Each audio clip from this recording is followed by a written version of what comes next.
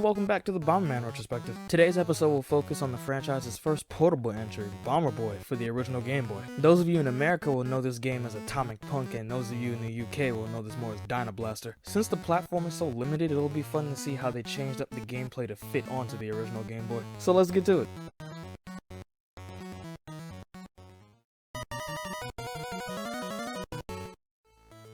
This game is another one that doesn't have much information out there for its development. Much like last time, most of what you can find about the people who worked on it can be found in the credits of the game itself. But one of the main things you're going to notice if you paid attention to the credits is that the team is mostly different this time around. The amount of different people they had working on this series at the same time kind of explains why so many of the games at the beginning all seemed different from each other. And this game is no different because its format is completely different from the ones that came before it. You don't go through every round in sequential order, you can pick whichever one you want, and depending on the one you pick, there's a different amount of levels. Also, in this game, every stage has its own individual gimmick now. Some are fun, some are inconsequential, and some are aggravating as hell. But we'll get to that later in the video. Once again, the visual style has been changed, but that's a given considering they're going from the PC Engine to the Game Boy. The sprites are definitely meant to resemble the NES game more than they are the PC Engine one. And that's not surprising since the Game B mode of this game is a complete port of the NES one, even though the sprite in that mode looks even more like the NES game.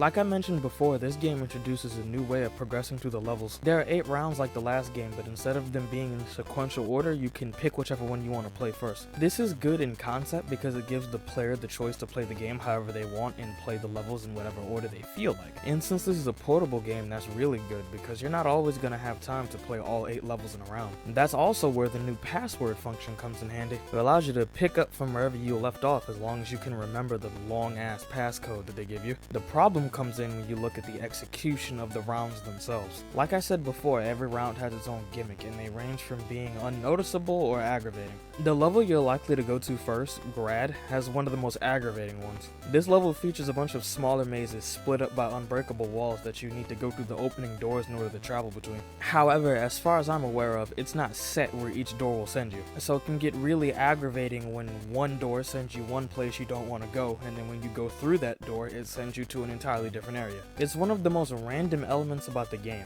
Sometimes, if you re-enter a door that you got to the area from, it will bring you back to the area that you came from. Other times, you'll just get sent to a random part of the map. It can be even more aggravating when you get sent to an area that's in between 2 breakable walls. Since the doors themselves also close and open at random intervals, sometimes you'll just be stuck there for a while until the door opens back up. Windria is another level that has an aggravating gimmick. This round's gimmick is gusts of winds that push in different directions at random times. If you're moving in a direction that goes against the one that the wind is going in, you'll go super slow. But if you are moving in the direction that the wind is, you'll go faster. This becomes aggravating because since the wind changes at random intervals and you move so slow when you're moving against it, it can cause death a lot of the time. Sometimes the enemies are affected by the wind and sometimes they aren't. And this is when the resolution of the Game Boy's screen becomes a problem. Since the resolution is so small, they can't show a lot on one screen. So if an enemy is moving faster than you but they're coming from off screen, sometimes it'll be too late for you to try to act against it. The final round also has this problem since the unbreakable walls are all replaced with flames that insta-kill you the second you touch them. However, not all of the gimmicks found in this game are bad. Hevel's gimmick is unnoticeable to me. I'm still not quite sure what it is because it feels like it's just a regular game of Bomberman. Why this gimmick might seem like an eyesore at first, but it's actually not that hard to see stuff with it, and I actually kinda like having to discern what's an enemy and what's a block. The gimmicks were obviously introduced to make sure that the player didn't get bored while playing on a long road trip or something. And while once again this was a great idea in concept, the execution leaves a lot to be desired. Something that really helps with the difficulty this time around is the power-ups. And just like everything else, the power-ups have been changed too. Not the power-ups themselves, but more the way that they're used. If you enter the My Town section of the world map, then you'll enter a shop where you can buy up to 30 power-ups at a time. The currency used is gold that you get from racking up points in all the levels. You don't have all the power-ups accessible to you from the beginning though. At the beginning, the only ones you have access to are the elixirs, the bomb-ups, and the flame-ups. As you complete each round, you unlock a new one in order to be purchasable. Every round has a set power-up that it unlocks, so that means that you could theoretically unlock them in any order you choose. However, in my experience, unlocking the remote bombs first is the best option. The way the inventory works also changes depending on which power-up it is. For instance, with the remote bombs, you have to select that each time before the level begins. And each time you select it, it gets depleted from your inventory. However, with power-ups like the bomb-up and the flame-up, it stays with you through all of the levels in that round. I like this mechanic quite a lot actually, and making it so that some of them don't stick with you throughout all the levels makes it so that you can't just abuse them. Depending on the type of player you are, you have to legitimately choose which power-ups you want to use over the other ones and which ones you're willing to sacrifice and which ones you aren't. As far as I'm aware of, the only other game to use this method is the first Bomberman DS game, and it's kind of a bummer because I actually really like how it was implemented here. Much like the last game, new enemies were also introduced into this one. Unlike the last two games, some of them actually make an attempt to defend themselves instead of just running after you.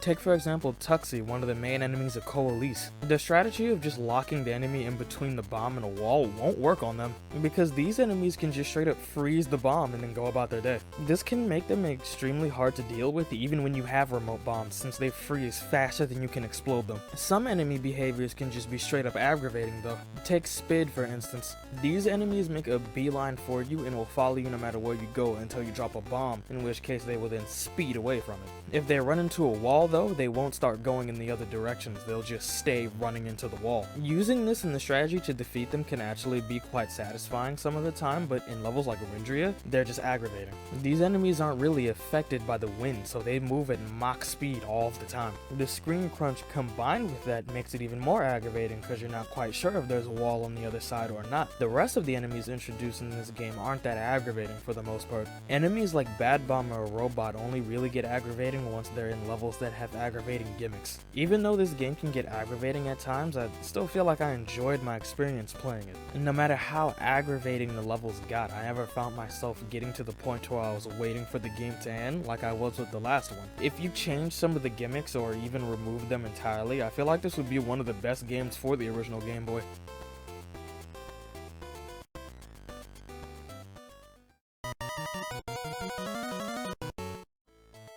This game's story is a strange case, as the only version that has a written story is the American version. The Japanese version and the European version, renamed Dynablaster, just don't have one in their manual. In the American version, known as Atomic Punk, it takes place in a world called Atomica. This world was peaceful until it was invaded by radiation thieves who captured everybody who stood in their way. The only two people left were Bomberman and his son Atomic Punk, which is what the game was renamed to in America. The game contextualizes both the Game A and Game B modes as being them splitting up and going fight in separate areas. Atomic Punk travels through the world of Atomica to free all the people who are captured, and Bomberman travels through the subterranean world. The attempt to contextualize both modes of the game was a good idea, but it doesn't really make much sense when playing the game. Game B is just a straight up port of the first game, so there's not anything that's changed in order to fit that story. And as far as I'm aware, Bomberman isn't mentioned in the Game A mode at all, though I could be wrong because I played all the way through the Japanese version, not the English version. And just like the NES game, the box art doesn't really portray anything from the story, which makes sense for the Japanese and European versions because they don't have a story, but the American versions have one, and not only does it have the worst box art out of them all, but it doesn't showcase anything from the story, not even Bomberman. It's nice that they tried to give a story to a game that previously didn't have one, but it doesn't really make much sense in the long run.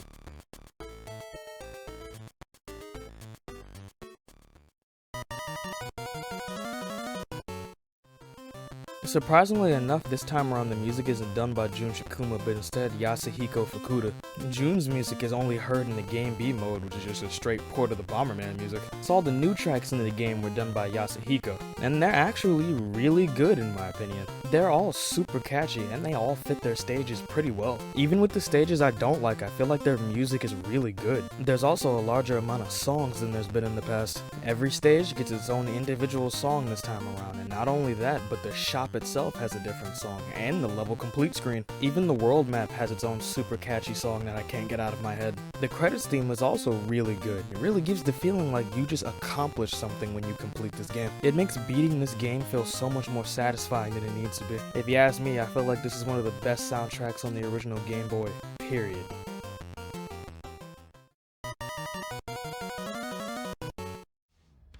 The legacy of this game is much like the last one in some ways. Just like last time, it got high review scores at the time, but barely anybody talks about it anymore. It was well received, and it was praised for its password system, but just like the last game, it's just sort of fallen to the wayside. However, just like the last game, it did get some ports. They weren't anything big, they were just ports to later iterations of the Game Boy through the Bomberman collection. These versions add a slight bit of color to it, and is fun fact the version you've been looking at this entire time. However, in Korea, there was a Game Boy Color release called Bomberman Selection where all the games were fully in color. The game actually looks really nice, and if I knew it existed before I started recording, I would have used that version. I feel like even with some of its more frustrating mechanics, this game was one of the best ones we've looked at so far. And with it being the series debut on the Game Boy, it's a great start, which is a lot more than some other franchises can say. If you're a Game Boy or a retro game collector, I feel like this would be a great one to add to your collection. From what I can see, all the different region versions of this game don't cost that much on eBay. If you're not a collector, emulation is going to be your best bet.